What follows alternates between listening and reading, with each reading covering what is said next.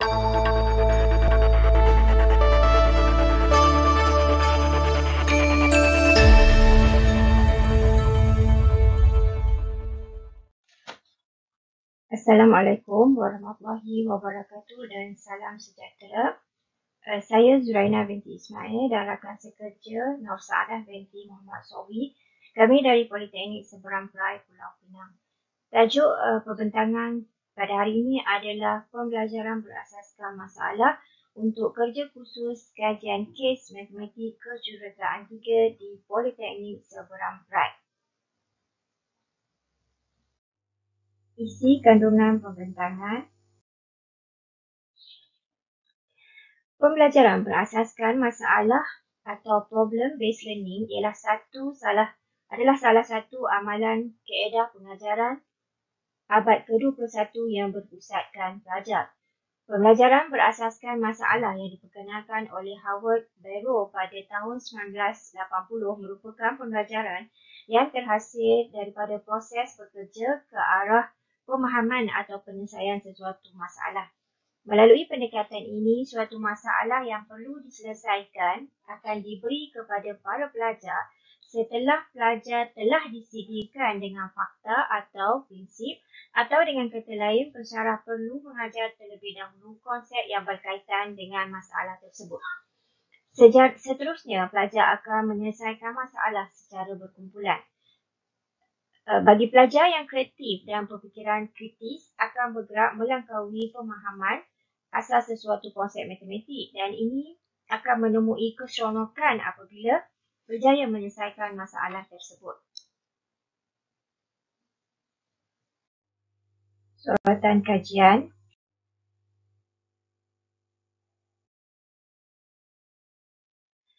Latar belakang kajian. Di Politeknik terdapat 3 kursus matematik yang ditawarkan, iaitu Matematik Kejuruteraan 1, Matematik Kejuruteraan 2 dan Matematik Kejuruteraan 3. Dalam kursus Matematik Kejuruteraan 3 terdapat satu item kerja khusus yang menggunakan konsep berasaskan masalah, iaitu PBM.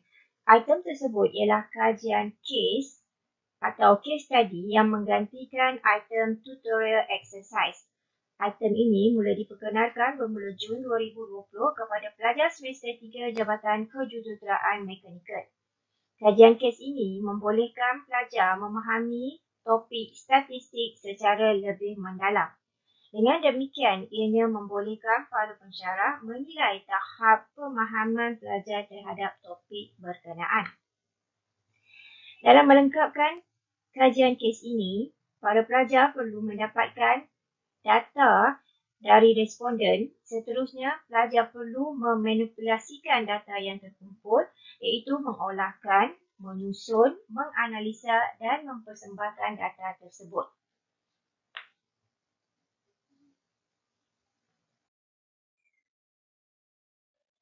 Penyataan masalah.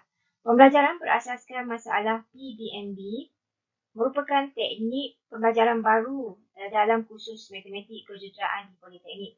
Rentetan dari perubahan item kerja khusus ini, maka pengkaji ini mengenal pasti pelaksanaan PBM dari aspek kesediaan, pengetahuan dan masalah yang timbul semasa melaksanakan kajian kes dalam matematik kejuruteraan 3. Terdapat 2 objektif kajian. Yang pertama, mengenal pasti tahap kesediaan, pengetahuan dan masalah pelajar semasa melaksanakan PBM dalam kerja khusus kajian kes bagi matematik kejuruteraan 3. Dan yang kedua adalah mengenal pasti ketiga-tiga tahap tersebut berdasarkan jantina. Berikut adalah persoalan kajian. Metodologi kajian, di mana reka bentuk kajian adalah bersifat tinjauan. Soal selidik digunakan bagi kajian kes ini. Sampel kajian terdiri daripada pelajar Jabatan Kejuruteraan Mekanikal sesi 1 2021-2022 di Politeknik Seberang Perai. Seramai 120 orang responden yang terlibat dalam kajian ini. Instrumen kajian melibatkan soal selidik yang menggunakan Google Form. Di dalam instrumen ini terdapat 4 bahagian aspek penilaian yang terdiri daripada A, B, C dan D. Bagi bahagian B, C dan D, ianya diuji menggunakan 5 skala likat seperti jadual 2. Analisis data. Data dianalisis menggunakan SPSS versi 25 di mana data analisis skor min dan sisihan piawai digunakan bagi menjawab persoalan bahagian B, C dan D. Skala likat dikategorikan mengikut tahap rendah, sederhana dan tinggi berdasarkan kalender 1977. Kajian rinci telah dijalankan ke atas 30 orang pelajar Jabatan Kejuruteraan Elektrik di Politeknik Seberang Perak. Hasil nilai perkali kepercayaan alfa Cronbach ialah 0.97. Analisis bahagian A, latar belakang responden.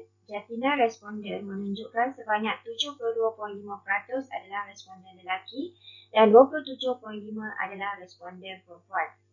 Taburan responden mengikut program adalah sebanyak 4 program yang terlibat dalam kajian ini. Dapatan data bagi menjawab persoalan kajian yang pertama.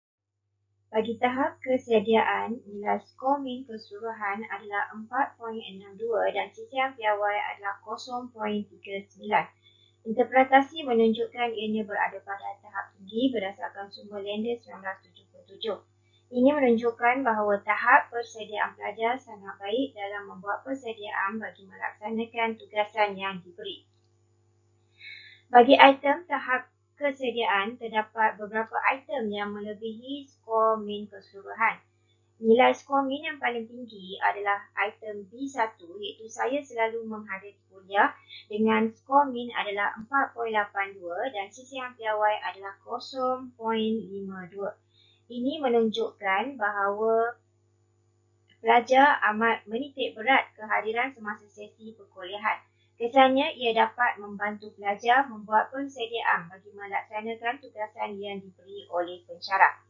Manakala item yang paling rendah bagi aspek kesediaan iaitu item B7 dengan pernyataan saya berbincang dengan pensyarah bagi permasalahan yang timbul dengan skor min adalah 4.34 dan sisihan piawai adalah 0.78. Ini menunjukkan bahawa tahap kesediaan pelajar dalam perbincangan dengan pensyarah kurang memberangsangkan. Ini berkemungkinan disebabkan semasa sesi perbincangan, biasanya ketua kumpulan yang akan berhubung dengan pensyarah. Penglibatan ahli kumpulan yang lain akan wujud selepas ketua kumpulan memaklumkan kepada ahli kumpulan. Justru itu, terdapat ahli kumpulan yang secara tidak langsung kurang berhubung dengan pensyarah.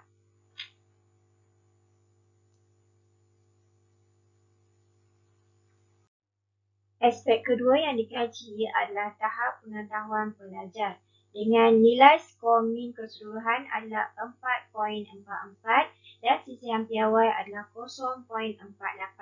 Interpretasi menunjukkan ianya berada pada tahap tinggi berdasarkan sumber lender 1977. Ini menunjukkan bahawa tahap pengetahuan merupakan asas kepada pelajar dalam melaksanakan PBMD kerja khusus kajian kes. Pelajar harus mempunyai pengetahuan tentang apa yang harus dibuat dan dilakukan dalam kajian ini. Manakala item C5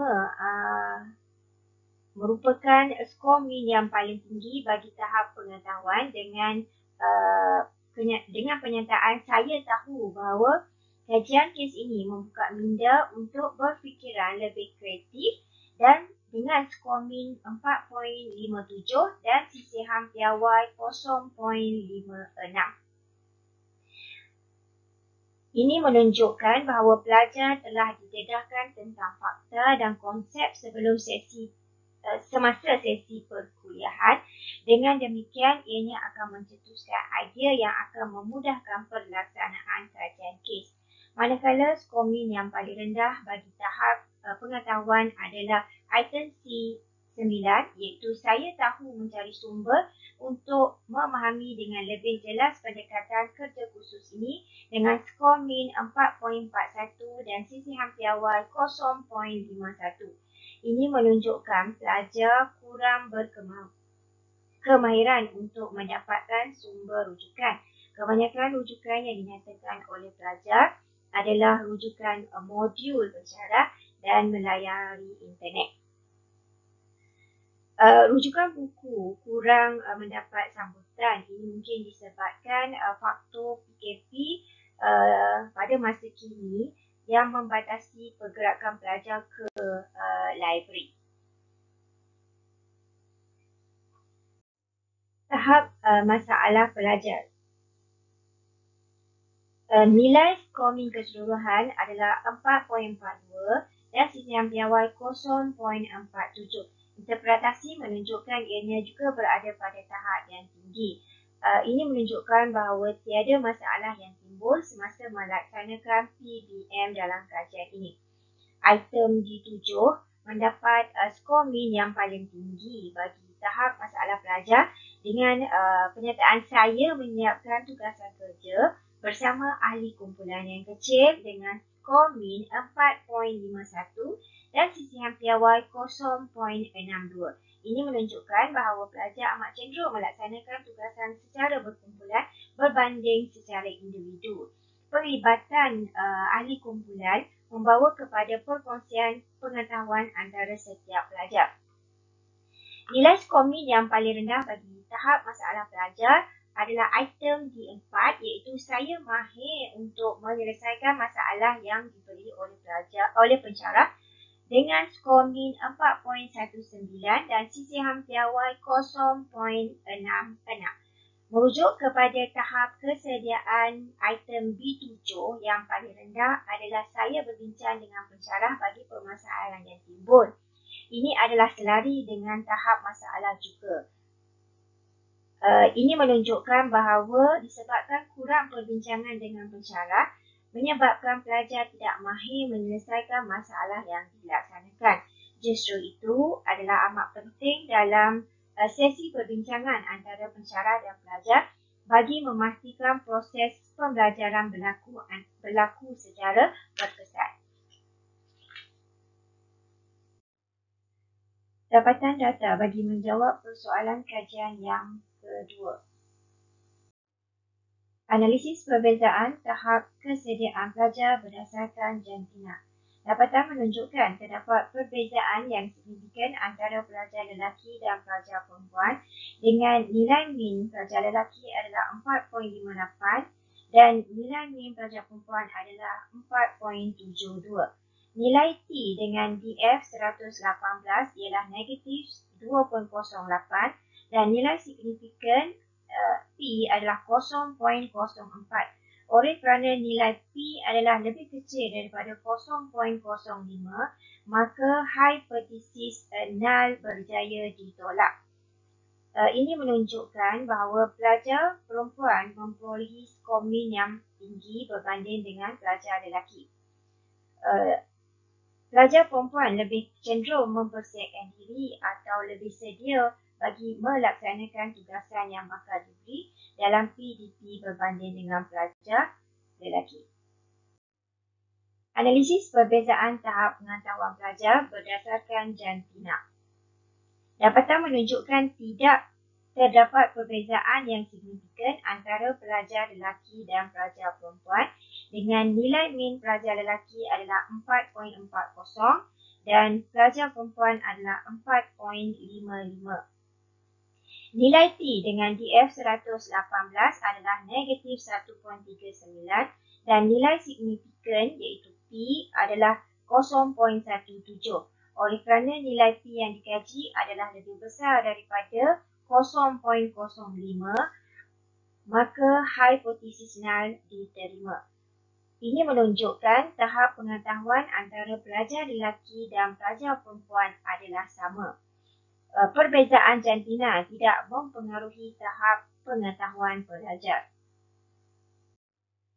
Analisis yang seterusnya adalah analisis perbezaan tahap masalah pelajar berdasarkan jantina. Dapatan menunjukkan tidak terdapat perbezaan yang signifikan antara pelajar lelaki dan pelajar perempuan dengan nilai min bagi pelajar lelaki adalah 4.41 dan nilai min bagi pelajar perempuan adalah 4.42.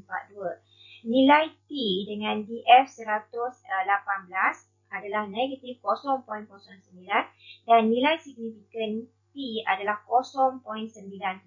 Oleh kerana nilai P yang dikaji adalah lebih besar daripada 0.05, maka hipotesis null diterima. Ini menunjukkan bahawa tahap masalah pelajar antara pelajar lelaki dan pelajar perempuan adalah sama. Perbezaan jantina tidak mempengaruhi tahap masalah pelajar.